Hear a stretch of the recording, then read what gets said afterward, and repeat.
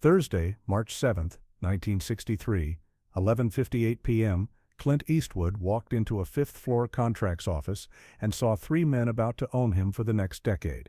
Contract on the desk. Pen beside it, smoke drifting past a single desk lamp. Venetian blinds cutting cold window light into strips across the room. And two suits standing behind the chair like they were already measuring him for the cage. Clint sat down anyway. Didn't argue. Didn't stall. Didn't make threats.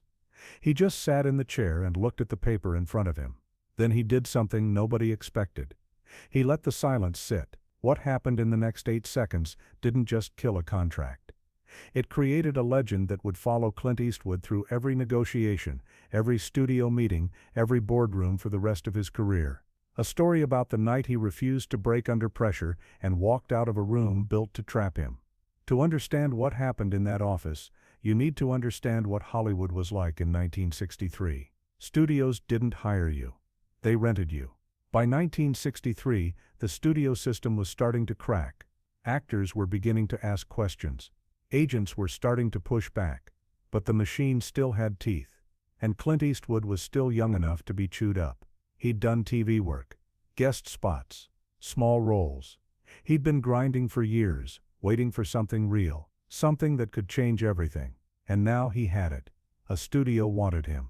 A real studio. For a real role. The kind of opportunity most actors would kill for. But opportunities in Hollywood were never clean. They came with strings. And the strings came with contracts. And the contracts came with rooms like this one. The contracts office on the 5th floor wasn't fancy. Wasn't trying to be.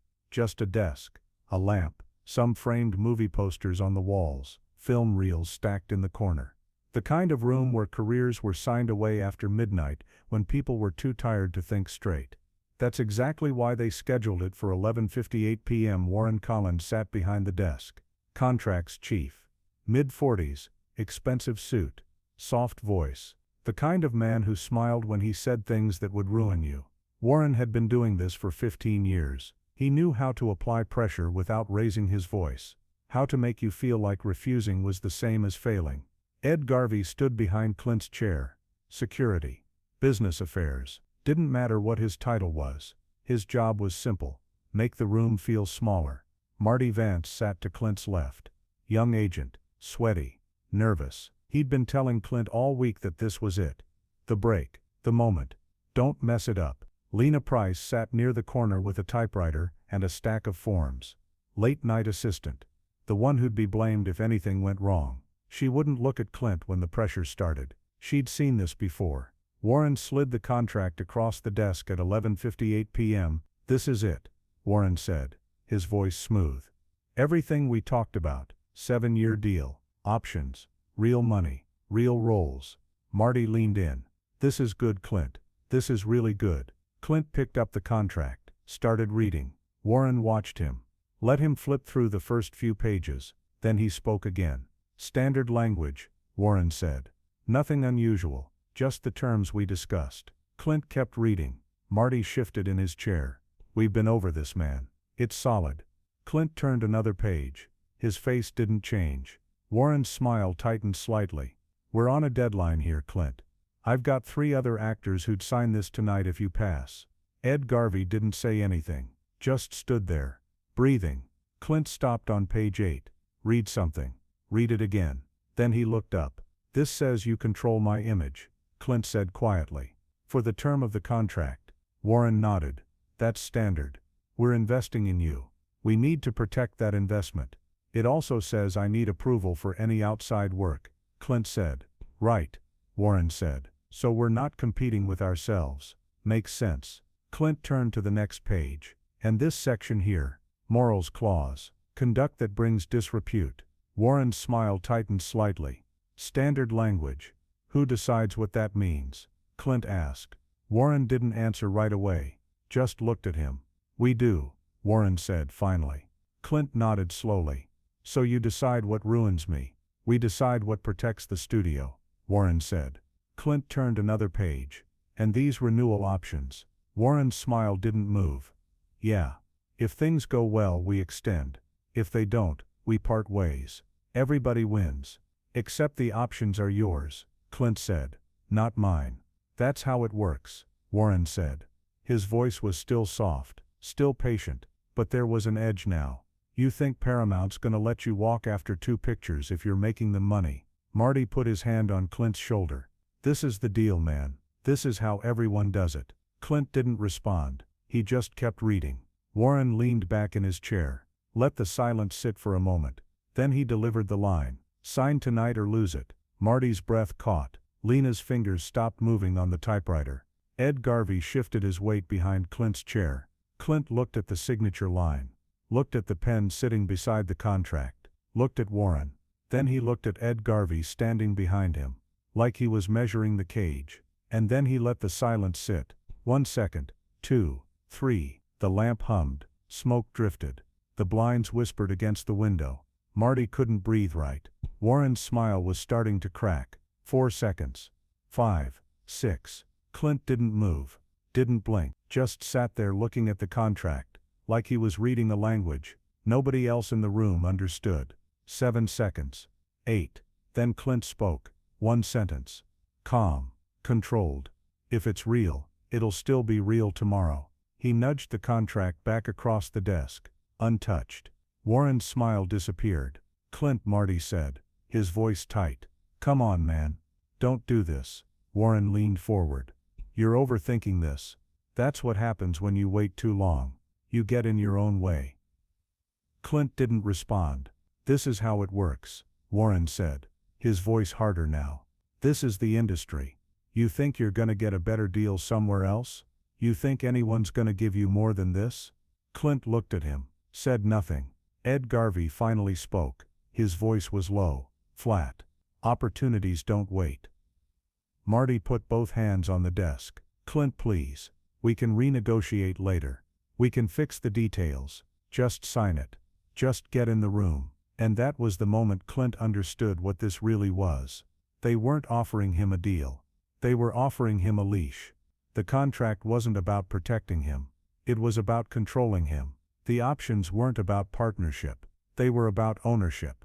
And the deadline wasn't about opportunity. It was about pressure. Warren leaned back again, smiled. The patient smile of a man who'd done this 100 times before. Do you want to go back to nothing? Warren asked quietly. Because that's what's waiting for you, if you walk out of here. Clint had a choice. He could explode, threaten, insult, make a scene the studio could label difficult and use against him for the next decade. He could fold, sign the paper, take the deal, hope he could fix it later. Or he could do something else. Clint stood up slowly. Didn't raise his voice. Didn't make threats. He just looked at Warren. Then at Ed. Then at Marty. Then he looked at Lena, still sitting in the corner, fingers frozen on the typewriter keys. And he did something nobody expected. He protected her. It's late, Clint said quietly, looking at Lena. You can go. Lena blinked. Looked at Warren. Warren didn't say anything. Lena stood. Picked up her purse, walked toward the door. She didn't look back. Warren watched her leave. Then he looked at Clint. That was unnecessary. No, Clint said, it wasn't. Marty stood up. Clint, don't walk away from this. Please. Clint buttoned his jacket slowly. Like a verdict. Warren's voice got colder. If you walk out, we'll call the next guy. We'll have someone in here by morning. And you'll spend the next 5 years wondering what could have been. Clint looked at him for a long moment. Then he said 2 words. Call him. The room went completely still, because they weren't expecting him to mean it. Warren's face hardened. You're making a mistake. Clint didn't respond. He just turned toward the door. Marty grabbed his arm. You just blew it. You just blew the whole thing. Clint stopped, looked at Marty's hand on his arm. Marty let go. No, Clint said quietly. I just kept it clean. And then he walked out. The door closed behind him.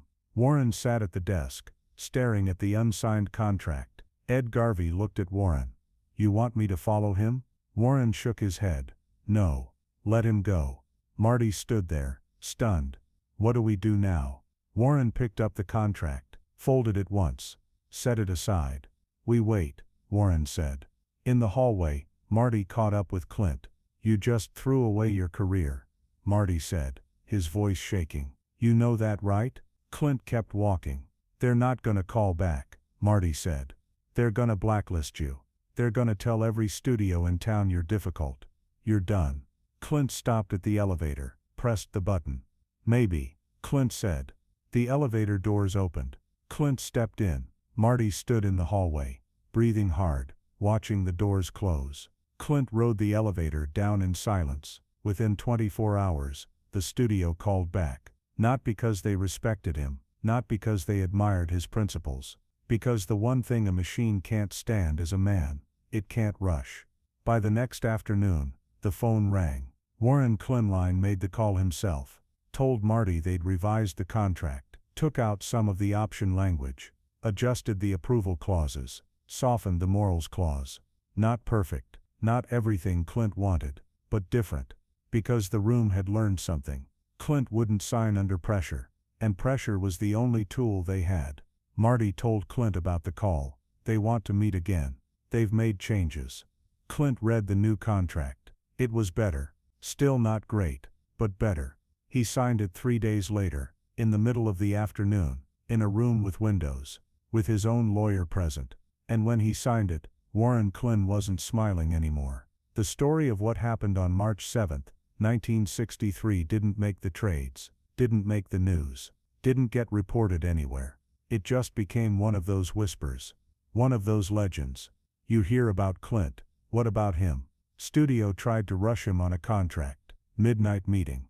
High pressure close. What'd he do? Walked out. And they called him back. Within a year, every agent in Hollywood knew the story. Within 2 years, every studio exec had heard some version of it. And by the time Clint became a star, the story was part of his reputation, not because he was difficult. Because he was calm. He didn't yell, didn't threaten, didn't play games. He just refused to be rushed, refused to sign something he didn't understand, refused to let fear make his decisions. And Hollywood, an industry built on fear, didn't know what to do with that.